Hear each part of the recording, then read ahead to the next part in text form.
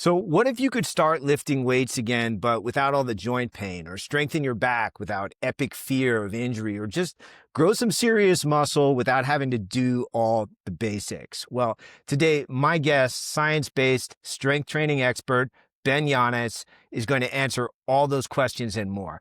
This is Metabolically Conscious, episode 2, and I'm your host, John B. Daytree. Ben, your website says modern meatheads are people who value the intellectual, educational side of lifting as much as they value exercise itself.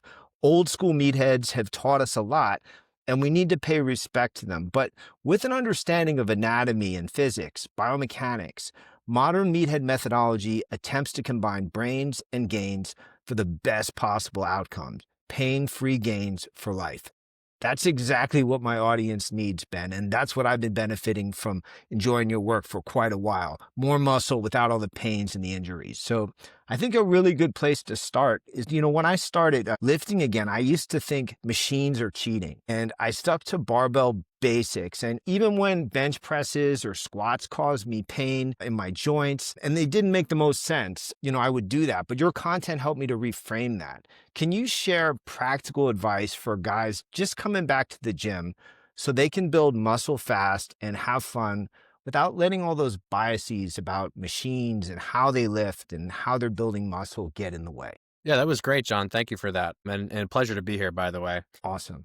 I think for really anyone, from the highest level pro bodybuilder to the person who's never lifted in their life, a really helpful thing to remember is that there aren't really good or bad exercises without particular context defined, right? So if I said, hey, John, do you want to grow your quads? Let's do biceps curls, right? That's clearly a defined context within which biceps curls for growing quads, that doesn't make any sense. Right. Yeah. But outside of saying something kind of dumb like that, what this really translates to in real life is just the recognition that regardless of what exercise you're doing, all you're ultimately doing is you're interacting with some kind of force. Whether I do a dumbbell bench press or a barbell bench press or a machine chest press or a machine chest fly, all those exercises have one thing in common, which is that they load your chest, right?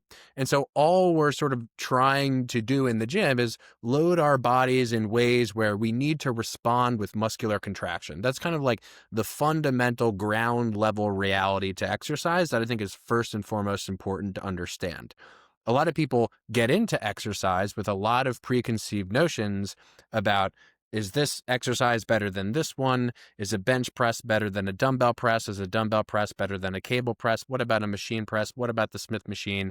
And all these implements, yes, they have subtle differences between them, but ultimately all of it is just resistance. And so when I'm thinking about how I can sort of best communicate this to someone, a lot of people will pick the example of a bench press, are very attached to their bench press numbers, right? Like, oh, can I do 2 plates today? Can I do 3 plates today, or whatever it is? And I like to imagine a scenario wherein, I'll ask someone, okay, like how much would you care about a bench press if instead of having those 45-pound plates on the side, instead of that, the weight that you were actually using were just like cinder blocks, right? Or jugs of water on the sides of the bar. You wouldn't have any idea necessarily what the weight was, and so you probably wouldn't be attached to it in the way that you currently are. So my sort of roundabout point here is just that all that we're trying to do is really impose resistance on our bodies, and whether it's a cable press, whether it's a machine press, it's ultimately just sort of these are different ways of us trying to actually provide resistance to our bodies so that we can respond. And, the body doesn't know the difference necessarily between what a dumbbell is and what a barbell is, right? So when someone's coming in and they're looking at, hey, should I use a leg press or should I do a squat? Those are both going to be interacting with force, right? And they're both going to be, I guess, giving resistance. Both are exercises that involve lower body pushing, right? They are loaded kind of oppositely in a sense, right? In the one instance, there's a bar in your back and it's smushing you down, right? And the floor is smushing you up. And then in another instance, you're kind of just chilling, you're laying down on a seat and you're just pushing into a foot plate, right? But in either case, you're just pushing downward into something. And people a lot of times experience certain things, positive or negative, and then almost like deny their own experience because of what they've heard. What do you mean? Tell me. Yeah. So for example, like many people hear things along the lines, in particular, I would say men in the sort of 40 plus age range. And this is my personal experience working with men in that age range. Right. Not to say that everyone is the same, but there are these long held beliefs, one of which is something like the barbell back squat, like you have to do the barbell squat, like you have to be able to do it because of insert XYZ reason. Right. But people will do the barbell back squat. Maybe they get back pain doing it. They get shoulder pain doing it. They get neck pain. The compression of the bar starts to bother their skin and their traps, right? And then, maybe they go over to the leg press and all they feel is just the leg muscles, their quads, their glutes, maybe their inner thighs. And that's all they feel. They feel no sort of bad sensations. They feel no pains. And yet, even after those experiences, people often say to themselves, well, like, shouldn't I still be like trying to do the barbell squat, even though the leg press felt 10 times better? And my answer is no, do the thing that feels good. And that's kind of why I started where I started, which is both of these things fundamentally do the very similar thing of load my legs, load my quads, load my glutes, load a little bit of my spine, which isn't necessarily bad, right? And in fact, it can, strengthen your spine. We have to talk about that later. I want to get into that. We definitely will. To stay on this, but I definitely want to hit that. So you're saying that really they're both going to be loading your legs. And the difference is, first of all, just personally, which one feels more comfortable for you, right? Because if it's not comfortable, you're not going to want to do it. So consistency is everything. So figure out what's more comfortable for you and then stop the bias about, hey, I'm supposed to do a barbell squat. And on that note, but what about like a Smith machine then? I know just because Smith machines are kind of hated, right? But I hated them until you really turned me on to the idea that it wasn't, the devil. What about a Smith machine? I've even heard they're dangerous. Yeah. So same principles, right? With a Smith machine in particular, again, let's just return to the starting point. With every exercise, this is for the listener specifically, like any exercise that you do, start with that framework that I just laid out. Just say to yourself, okay, here's a Smith machine. What is the Smith machine doing? Well, if I unrack the Smith machine, what happens to the bar, right? The bar it slams down. It falls down to the center of the earth, much like if you held the barbell up and you dropped it, falls downward, right? So fundamentally, the Smith machine bar is just something, forget the name, forget even that you're calling it the Smith machine. It's just heavy object that is smushing me to the ground, right? In the same way that if I put a barbell on my back, it's a heavy object potentially that is smushing me to the ground, right? So fundamentally, the Smith machine and the barbell are very, very close cousins, I'll say. The difference between the Smith machine and the barbell is the amount of guidance and constraint that the Smith machine provides for you. So I'll give a similar example. If you do a dumbbell press compared to a Smith machine press, well, when you're doing the dumbbell press, the dumbbells could fall backward, they could fall forward, they could fall sideways, they could fall right on your face. But when you're doing a Smith machine press, outside of your hands just literally slipping off the bar, that bar it's not going anywhere, right? So in many instances, my experience of the Smith machine is actually the opposite. It's actually that the injury risk or the tendency, the potential for injury-related outcomes to occur, actually in my experience tends to be lower because of those instances. Like, can you not get that, last rep up? Great. I flick my wrist back and the bar automatically racks. Whereas if I'm on a bench press, right, and no one's around to spot me, and I maybe use a little bit too heavy of a weight, I try to do too many reps, that bar is going down. It's going down on your neck. It's going down on your chest. It's going down on your stomach, right? Which is not to say, oh, now barbell's all of a sudden bad. The point is to say that none of these things can really be inherently good or bad or dangerous or not without a particular defined context and individual. So to go back to the Smith machine squat example, the Smith machine squat is just a more guided, more constrained version of a barbell squat, where with a barbell squat, I have to consider the fact that I could fall forward on my face. I could fall backwards. I could even shift side to side in a way where the barbell would tip, which is obviously much less likely. You don't see people like tipping this way. You typically see people falling forward or the bar rolling forward on the neck. That could be a catastrophic accident. Right. And I hesitate to even say this, but there are people who have died doing barbell squats because the bar falls on their neck. Yeah. You could just use your imagination, right? Right. And in that instances, many other things are going wrong for that person, like using way too much weight and those sorts of things. But it is a possibility that is probably much less likely than if you're using a Smith machine where you can literally just flick your wrist forward. So when people often talk about the Smith machine being dangerous or maybe the leg press being dangerous, it's often kind of saying, hey, they're not building stabilization muscles, so it's giving you a false sense. Now, what are your thoughts when you hear that kind of thing? We're talking about Smith machine squat versus barbell squat, right? So, I mean, we first need to address the concept of stability because oftentimes we use these words that mean multiple things. And then when people have conversations with one another, what happens is person A is using definition A, and then person B is using definition B, and then we just end up butting heads. So to define stability from an external perspective, right? A stable object is one that we'll say falls within its own center of mass, right? So if you're a stable person, or if you're looking at a stable table, let's say, Yes. a table with 4 legs is stable because it's hard to perturb or change its state of being, right? The table is Right. just there. You can put stuff on the table. But the second that you take away one of those legs of the table, now all of a sudden the table is just going to tip forward very easily. It might just tip forward automatically. I mean, it will if you remove one of the legs, right? So we can say that a table with 4 legs is more stable than a table with 3 legs for that reason. So Right. with a Smith machine squat has an inherent greater degree of stability because it is much easier for you not to fall in any direction. You can stay within your center of mass. You can stay balanced. You don't really have to put any effort into trying not to fall over is the simplest way I can put it, right? It's the equivalent of the table with 4 legs, okay? Wouldn't that train you to squat then? It would.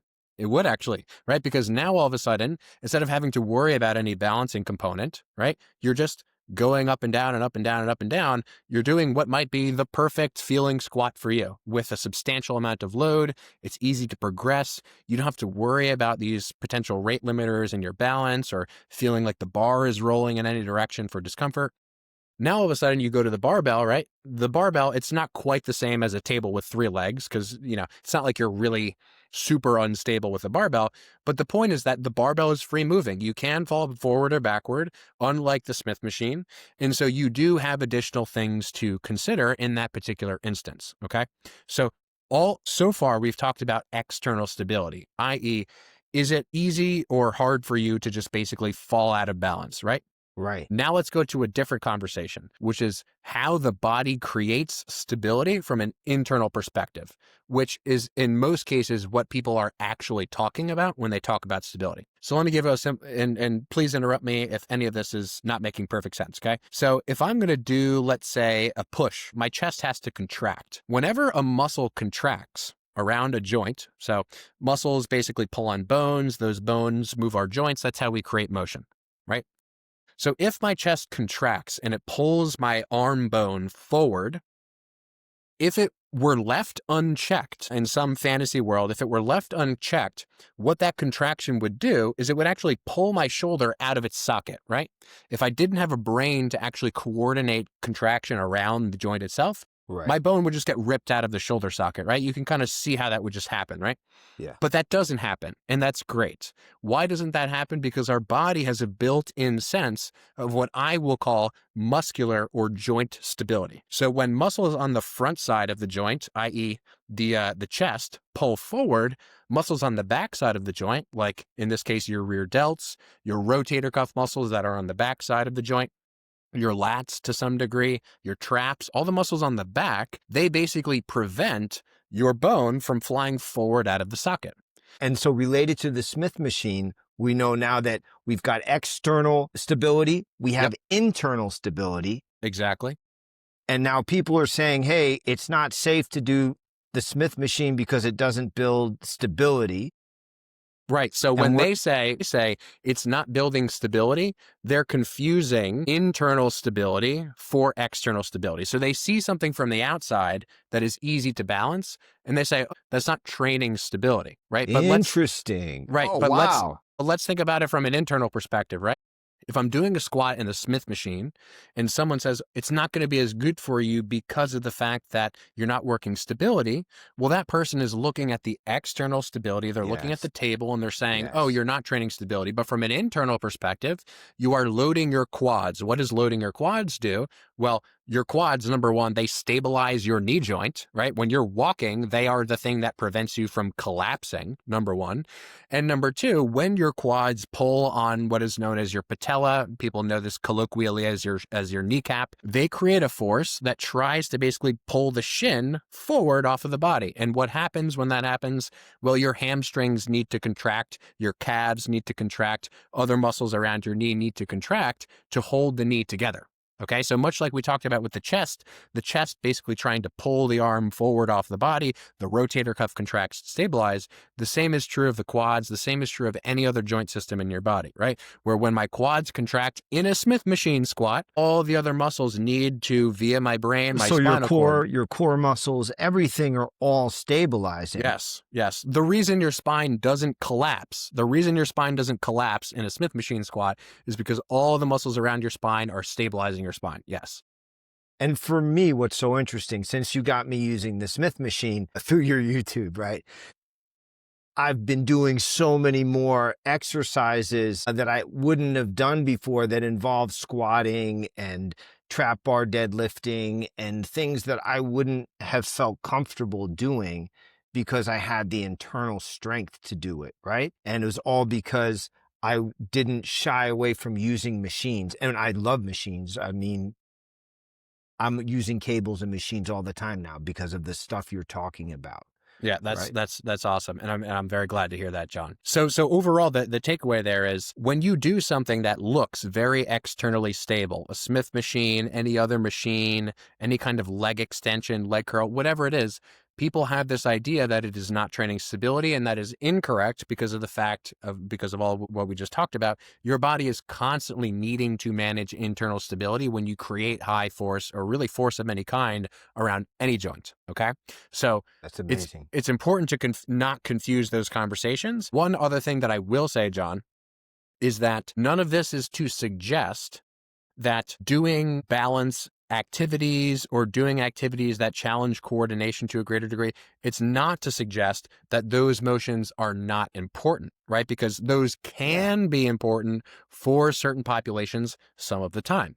For example, if it was just like a goal of someone's to get better at barbell squatting, they should barbell squat, right?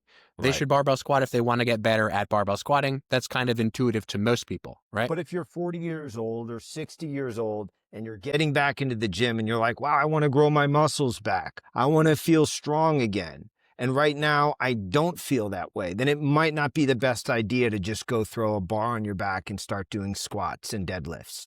Right, right. And, if you are under the guidance of a competent coach or physical therapist, I would say that's a different story. But I would absolutely agree that in general, when you are, on your own, you're introducing yourself to these movements, it is, in my opinion, a better idea to lean in the direction of movements that have a lower skill requirement, i.e., the Smith machine will remove the requirement for you to have to balance. And as a consequence, you can immediately start to squat with an amount of load that's actually challenging, and that will produce adaptations. Whereas when you start with the squat, it's like all these other things need to start to happen in terms of learning the skill, learning the coordination first before you can actually really train your legs, to be honest. So let me just give you one quick example of how cool this whole thing is, John, if I may. I had a client who, he was in his younger years. He's a kid who was about to graduate college at the time, but he had never lifted a weight in his life before. And so this was like a fun sort of experiment for me. It's just to be like, okay, I'm taking someone who's completely new to the gym, completely foreign. Let's see how this experiment will work. And the experiment was, at least with the chest, to see if I could take him from a machine press to a dumbbell press seamlessly. Okay, so most people, when they want to, say, teach a dumbbell press, what they do is they start with a dumbbell press, which might be the perfect solution for some people. Okay, I'm not going to deny that, right? Much like the squat, if you want to get better at the dumbbell press, do the dumbbell press. But because he had never lifted before, it was 10 times easier for me to coach him to sit down on a machine, to grab the handles in a position that was comfortable, and to just say to him, hey, just press. I just want to see you press, right? We went through, I think, 2 or 3 months of just machine pressing. The first time I put dumbbells in his hand, it was like this beautiful, flawless thing, right? It's like his brain, right? It's not to say there wasn't any kind of coordination challenge, because of course with any Yeah. movement that's new, there will be. But Yeah. it was to suggest to me, like, the brain is a lot smarter than I Wow. think most of us give it credit for, where we went from Yeah. this doing this machine, his brain had a program for, okay, what is a press? What does a press feel like? What muscles do I use to do a press? And then when I put dumbbells in his hands, it was just like, oh, I had this other program for press. Let me just do the exact same thing. And that was my instruction. I didn't tell him anything other than basically how to kick the dumbbells up into position. I just Yeah. said, hey, remember that machine that we did over there? Just like pretend you're doing that. And let's just see how it goes. And lo and behold, the transition was Yeah. People don't give the body enough credit, right? It's really miraculous what the body, the mind, the nervous system can do. That's all super cool, man. I think on the same kind of philosophy of understanding biases that we have, it's a good transition to kind of go to when I started lifting again. I was very kind of cautious about doing anything for my back, right? There was this big fear of, like, you hear words like shear, and if you're not a trainer, you're like, shear, man, that doesn't sound good at all. I don't want that. So people really kind of shy away from that. For me, one of the things, learning about not being afraid of these kind of terms and what they really mean allowed me to start lifting. And interestingly, I hurt my back recently, not lifting, right? But because I'd been working on my back, I recovered in like 7 days. And people were like, you're out, man. You're going to be out for months. And it was like 7 days and I was back, like no problem, right? Can you talk a little bit about your thoughts on exercises like back extensions, Jefferson curls, things that create, shear, uh, or that can create, let's just say, pressure on the spine, deadlifting? What are your thoughts on that, especially for guys that are, 45, 55, 60 coming into the gym, not wanting to ever, hey, I want to play golf for the rest of my life. I don't want to have a accident. I want to do this so I can play golf. Just associate these movements with the terms spine bending and spine arching, right? Whenever you bend your spine like a fishing pole going in one direction and the other direction, right? This sort of like undulating worm-like movement of the spine is, number one, it's how the spine moves. Moving your spine under those loads in the context you described, or even just something like a deadlift, right? Most people will probably be familiar with the term deadlift, I would assume, where it's just like you kind of just bend down through your knees, your hips, your ankles, and your spine, and you pick something heavy up off of the floor, right? If you think about a deadlift, even in an instance where the spine isn't necessarily moving in that worm-like fashion as much, you're still loading the spine because all the erector muscles, the muscles basically on the back side of your spine that keep you upright, that keep you erect, that's why they're called erectors. Those muscles, even if your back isn't moving, they're still loaded in the context of a deadlift, right? Because they prevent your spine from rounding over. So the first and foremost, most important sort of principle to understand here is whenever you are loading a tissue, whether it's in a deadlift or any of these other exercises that you're talking about in relation to the spine, you are creating stress on the system that then your system can adapt to and improve upon, right? So if I asked someone, hey, how do I get my biceps stronger? They would say, oh, you should do biceps curls, right? It's like fairly intuitive. So the first thing to recognize is that the spine is no different from, let's say in that context, the elbow, right? If you want to get your elbow stronger, you do things related to your elbow. If you want to get your back stronger, you do things that load and challenge your back. Okay, so far, does that make sense principally? Yeah, 100%. You're saying that your back is just like any other muscle, just like you load your biceps to make your biceps stronger. If you want to have a stronger back and not let it atrophy from, age, as we age, we lose muscle. You got to be strengthening and building muscle in your back by putting stress on it. From a big picture standpoint, and this is going to apply not just to back related stuff or spine related stuff, but to any joint, is that adaptation, improvements in strength, improvements in stability, improvements in muscular size, all of these things come as a result of stress. So in the same way, loading your body in any way, whether it's a Jefferson curl or a back extension or a deadlift, loading your spine is the very thing that will make your spine more resilient. And that, by the way, that isn't to say that there aren't, much like we were talking about with the Smith machine or the different pressing variations, the machine to cable to freeway, it's not to suggest that there are no differences between the anatomy of the spine and the anatomy of the elbow. Obviously there are, but fundamentally every system in the body functions off of that stress response system. In order to make something stronger, you need to stress it so that it can be built back up in the positive direction in this case. So that's the first thing that I think is really important for people to recognize. Number one, just at baseline, you want to make something stronger, you got to load it. Now, on the flip side of that is this concept of injury, right? What is an injury? Well, an injury is a circumstance. Let's just pick on a tissue. Some specific segment of your spine gets hurt. Well, when that segment gets hurt, what it basically means is that the amount of stress that you impose on that tissue is greater than the amount that that tissue is able to tolerate. Okay. So if I were, say, doing deadlifts and my max was, 600 pounds or something, well, if I try to deadlift 700 pounds, it's either that the bar isn't going to move or potentially that I'll try to lift that weight and maybe I'll get hurt because I'm trying to load the tissues more than they can tolerate. So injury is this equation basically of I'm applying a stress that was too much for this structure or tissue to tolerate.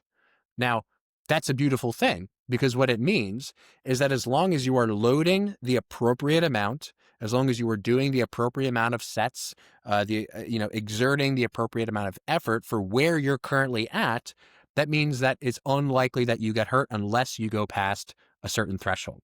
Okay. Right. So In that's other about words, okay, keep going. yeah. So in other words, and an analogy that I like to use here with injury is imagine. So I saw you had a cup of water there, John. Imagine that every tissue, every system, every structure in your body is a cup. Okay. And every time you fill that cup with water, you are stressing the cup. At a certain point, the cup will overflow. You've poured too much water in and now the water is spilling out of the cup. But if you don't overflow the cup, now you can drink it. You can get the water down to a level where now there's no more water, right? Oh, you finished the glass. Oh, guess what? I can pour more water in and drink more water.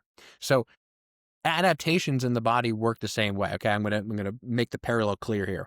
If I stress a structure the appropriate amount, that is the same as me not overflowing the cup, right? I don't overflow the cup, nothing spills out, nothing bad happens. And guess what? I get stronger the next time that I do the same movement, right? I can lift more weight, I can do more reps, whatever. But if in a specific instance, I impose too much stress, I pour too much water into the cup, what happens? The cup overflows. And the overflowing is what, in my estimation, is the kind of mechanism of injury.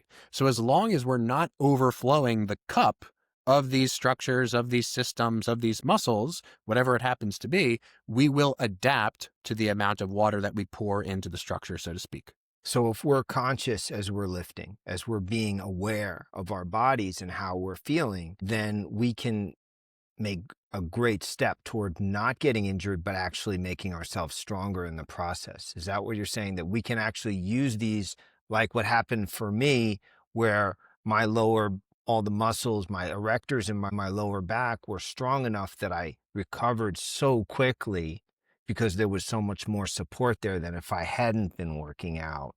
Right, exactly. So I was able to do that instead of hurting myself. And that one moment when I hurt myself, that was where I overflowed my cup, so to speak, right? Exactly. Yeah. And a maybe simpler way to put this for the listener would be, are you doing what you can handle or are you doing more than you can handle? Right. I'm reminded of like more generally in life, like when we go through really stressful periods in our lives, whether it be for whatever collection of reasons, family issues, financial troubles, the state of the world, whatever it happens to be, what basically happens is the amount of stress that we have to tolerate increases. So now all of a sudden, maybe our sleep gets worse. Maybe our digestion gets worse. Maybe the performance of our workouts starts to suffer a little bit, right? But every system in the body relies on this stress response system. And so if people can just remember that idea of like, okay, if I can actually do what I can handle, then I will adapt from this stress that I'm imposing. If I do too much too soon, or just too much all in one workout, whatever it happens to be, then my body will send me some kind of signal that I've done too much, whether that's you actually get injured, or maybe the next day Yeah. you wake up and you're more stiff than normal. Everything along this exists here along kind of a spectrum of like, all right, maybe I did a little bit too much. And so next day I'm like, I kind of have trouble getting out of bed. Okay, the next time I go around to do this thing, I'm just going to do the exact same thing that I did, instead of trying to continually add more load. And so what I'm kind of getting to here is, I think a lot of times what people do, especially when they're starting to work out, is they assume that the amount that they need to do every single week needs to continue to be more intense, higher in volume, higher in reps, whatever, right? Because we've all heard about this concept of like, I need to do more over time. I need to progressive Progressive overload. overload. Yeah. Right.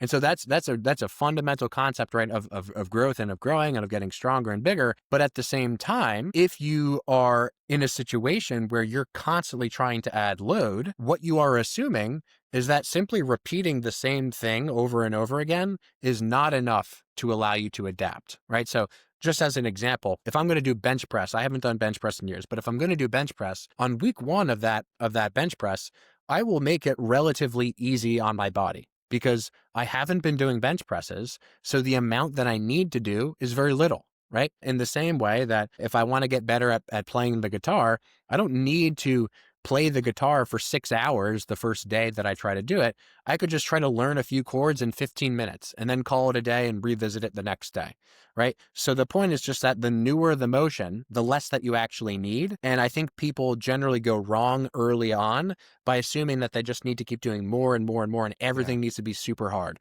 My advice would be, take it really slow, start with a weight that is easily manageable to you, and then keep doing that weight until it's really, really like you feel really confident with that weight. Don't be scared to do more, but also don't assume that you just need to continually sort of stack plates on the bar or the machine or whatever else you happen to be using. Is it also you that said, you were saying that people get confused and they think progressive overload is constantly adding more weight, and it's actually not that.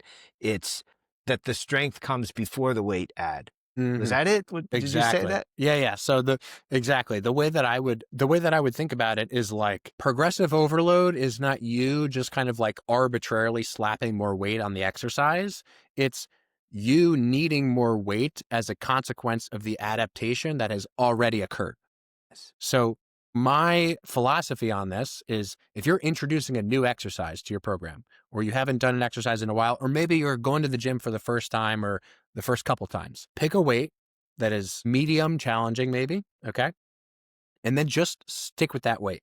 Eventually, you will get to a point where you say, this feels a little too easy. Once it feels a little too easy, more weight. Right?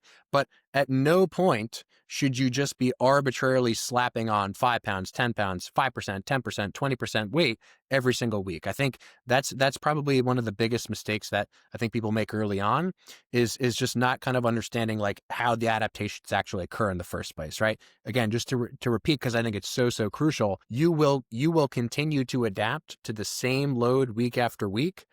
And you will notice that you have adapted when that load becomes easier and easier and easier. And of course, there's no like single point or single formula for knowing exactly when you should add more weight. But I just think it's perfectly fine for most people to operate under the framework of like, okay, I'm going to do this thing until I'm really, really good at this. I feel great about this weight. Then I'm just going to add a little bit more and see how that Right. feels. Oh, was that a little bit too much? Did that feel like I really messed things up? My arms were flailing all over the place. I was really straining my back to do it. Okay, maybe I added a little bit too much. Let me add a little bit less, and then let me master that load before I continue to move on. So I think what you're saying, like in relation to a back as well, like, so that if we're doing a back extension on like a Roman chair, like one of those 45, is that called a Roman chair? One of those 45-degree angled things that you kind of lean on? Yeah, people have different names for different things, but yeah, people call it a back extension, I think. Okay, so the back extension machine. So as long as you're going, like you might start with no weight, and then you might start for 10 pounds and just do that until it's just a little too easy. And you could just keep going. As long as you're taking that route, you're actually going to benefit by stressing the spine, as opposed to saying, hey, the spine is off limits. I don't work with that. Exactly. Yeah. So one of the things that you really helped me with, through your channel is like learning about lifting pain-free. And it's funny because I don't remember specifically when you were talking about it, but I was like, oh my gosh, I got to do this stuff. I ran out, I got these ankle cuffs. I was kind of embarrassed to like, this is like something I should be enjoying with my wife, not taking to the gym. But, Nice. but I was like, my arms everywhere in pain. My shoulders were, my elbows mostly. My elbows were really bothering me with the cable machine. Anyway, you gave me a bunch of great secrets about how to lift pain free. And I'm going to tell you, since I started using all these different tools you gave me or turned me on to, I don't have any pain. So, which means I can lift more. If I can lift more, I can grow more muscle and I can feel better. And if I grow more muscle and feel better, I'm going to be healthier metabolically, which is what I'm all about, right? So like, can you share some things that guys can do? I think that's kind of a good place to finish this is like, how can we lift pain free? Now that we're not afraid to use the Smith machine, the leg press. We're not afraid to work our back. We're going nice and slow. We're not thinking that progressive overload just means randomly slapping more and more weight until we injure ourselves. But still, we're in our 40s, 50s, 60s, especially we can get a lot of pain in our elbows, especially in our wrists. Like, what are some things we can do to Yeah. lift pain free? So I think I want to just revisit the same kind of concept that we just discussed about the cup in the water and overflowing the cup, right? So the same is true, or I'll say that which is true of injury is also true of pain in many cases, not all, which I'll talk about after. Which is to say that let's pick your example.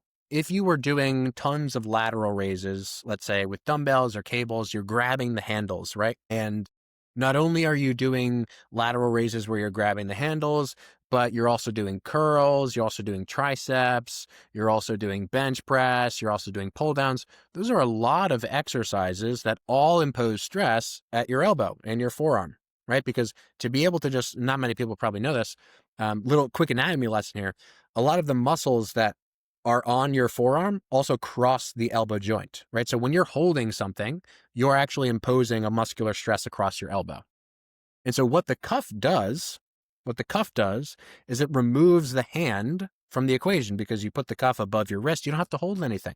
So what are you doing overall? Well, you're actually, if we could think about just the elbow in this instance for you, what you've actually done is you've chosen an exercise that decreases the amount of load that's on the elbow joint itself, that then is just more specific to the target muscle that you were trying to go after, right?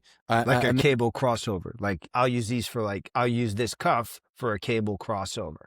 Yeah, exactly. So another example might be like, if you've ever seen like those lateral raise machines, maybe people are familiar with them. You basically just sit down and pads go on like just basically like the side of your arm. Well, that completely removes your elbow from the equation, right? Altogether. And so I think what probably happened with you, John, in that case is you were probably just doing too many activities for your elbow to handle adequately, right? You were basically just overflowing the elbow cup with water so that the cup was just overflowing constantly all the time. And no matter how you raise differently or grab differently, you're still just imposing a little bit too much stress for your elbow to handle. Now, all of a sudden, you take some of that stress away while still achieving the target goal in that case. And now all of a sudden, you're not overflowing the cup, right? So a lot of, in my experience, the little pains, the discomforts that sideline people come from doing too many exercises that stress the same things. Same joint, like in Right. particular? Same joint, same muscle, same connective tissue, same anything, right? So just think about this a different way. Imagine in the back example, if on your first week of doing back extensions or deadlift, you just did 100 sets in a workout, right? Just imagine you did 100 sets of back, right? It wouldn't surprise anyone that the next day or even the day of would feel terrible. Why? Because you're doing way too much volume. You're doing way too many sets for that structure to actually deal with appropriately. So if I had to sort of shift from this larger framework to more specifics for people, what I would say is I think it's very helpful to move in the direction of what I would call the sniper-like approach rather than the shotgun approach. So the sniper-like approach is I'm going to do an exercise, okay? And each exercise has a very specific goal. So if I'm doing a lateral raise, I really want to target my middle delts, my side delts, right? Got it. If I'm Yeah. doing a bench press, I really want to target my chest. The more specific, the more sniper-like you can be with your approach, the more that you can know, okay, stress is going to this specific area. The more of a shot, what I'll call a shotgun approach will be, is like basically, you see a lot of old school bodybuilders doing this. They'll do bench press and then chest fly and then dumbbell press and then dumbbell fly and then machine fly. They'll do 100 things all for the same area. I mean, part of that is just because they need a lot of volume. They're these huge guys and girls. But basically what they're doing is they're just basically slapping the same location over and over and over and over and over again. And they then overflow their cups. They get this pain, they get these discomforts. So when you can be more specific to the target goal, you end up with a lot less overlap between different exercises. So you're saying when, for instance, you're using, like a cuff that you'd use for your ankle for a kickback, but you're now using it for a crossover, right? Or let's say you're using like a strap for a pull down, and you're using a pull down. Now you're maybe getting this chance to take your wrist, your elbow out of it and really just be able to get your lat involved without everything else that doesn't need to be involved. That's the sniper element of it. Is that what you're saying? Exactly. I have the target goal. I go straight after the target goal and I try to minimize stress to other areas. That's really what I mean by sniper-like, is I have a specific target in mind and I try to basically remove other elements of stress within reason, of course. Like you're not going to be able to do a pull down, for instance, without grabbing something, probably, right? Unless you have, you cuff the elbow and you start doing an elbow thing. But the way that I saw you demonstrate, when you wrap your hand around the pull down handle, yeah, there's not a lot of grip strength involved. No. And that's the thing. Even with a glove, you're saying a glove makes it more sniper-like, right? Because now your grip strength isn't as involved. Exactly. Right. Because even the glove, what the glove will do is it will basically just stick your hand to the bar. So instead of you using your muscles to need to hold the bar, it's just the friction. It's just the friction between the glove and the handle that's basically holding you there. Exactly. So an important thing to recognize here is not, in general, what I'm not saying is it's bad to do cable lateral raises where you grab the handle, or I'm not saying it's bad to not use straps. But what I am saying is that if you're someone who's experiencing these sort of aches and pains all over the place, it's probably the case that you're just imposing too many kinds of different stresses that are overlapping. And so what you've done in the instance of the cable crossover, right? You just remove the hand from the equation. You remove the wrist muscles from the equation. Those wrist muscles cross the elbow and act on the elbow. So this whole complex ends up feeling a little bit better. Now, I just want to caveat that briefly with saying there are some instances with pain that don't necessarily relate clearly to my cup analogy, right? Because pain is a very messy, complex thing. We're learning a lot about it in the sort of current era of research-based physical therapy, where there are some instances where pain might have nothing to do directly with the exercises you're doing, but other things we talked about. Like imagine in much more stressful periods of your life, just the overall amount of stress that your body is dealing with is higher. You might be doing exactly what you did before, but you might start to get certain pains and aches just because your life stress is higher. So your ability to recover is lower, right? So there are many different influences, but again, my preference, especially with people who seem to have aches and pains everywhere, is basically just, all right, let's take a step back and let's try to just be a little bit more specific to each goal so that we can identify exactly where all of the volume is going, right? If I just say imagine you do 10 exercises for let's say you do 10 sets, John, for chest. Yeah. Do you think it would be more sustainable to do all 10 of those sets with a dip? Or do you think it might be more sustainable to do maybe 5 sets with dips and 5 sets with chest flies? Right? The latter, yeah. Right, exactly. You're doing slightly different things, so you're not banging the same structure over and over and over again, which might lead to some sort of, quote unquote, overuse or some kind of pains or aches. So, which is so good, right? So good, especially when you're 55, 65, 75, and you want to take advantage of this major path to growing muscle in your body so you can be healthy and you don't want to overuse these paths and end up out of the game. And, for the person who just has like chest as a general category, I would say it's fine to not, necessarily divide the upper chest and the middle chest. You don't need to know all those different things about what the fibers are. Just kind of know, okay, if I'm going to do 10 sets of chest in a week, I'll maybe do 3 on this thing, 3 on that thing, and 4 on that other thing, rather than 10 on this thing or 8 on this thing, right? It's just try to differentiate the stress just a little bit so that you can continue to get different parts, different muscles, different joints stronger, rather than just overlapping. So the one other thing I want to make sure I don't forget to say is that it is also important in this discussion that we not become really frightened or scared of pain, right? Pain is a signal that your body sends, right? It's like, okay, if I eat 10 Big Mac burgers, right, and then my stomach is upset, right? We don't say, there's something wrong with my body. We say, oh my gosh, you just ate 10 Big Macs. No wonder your body is sending you this uncomfortable signal.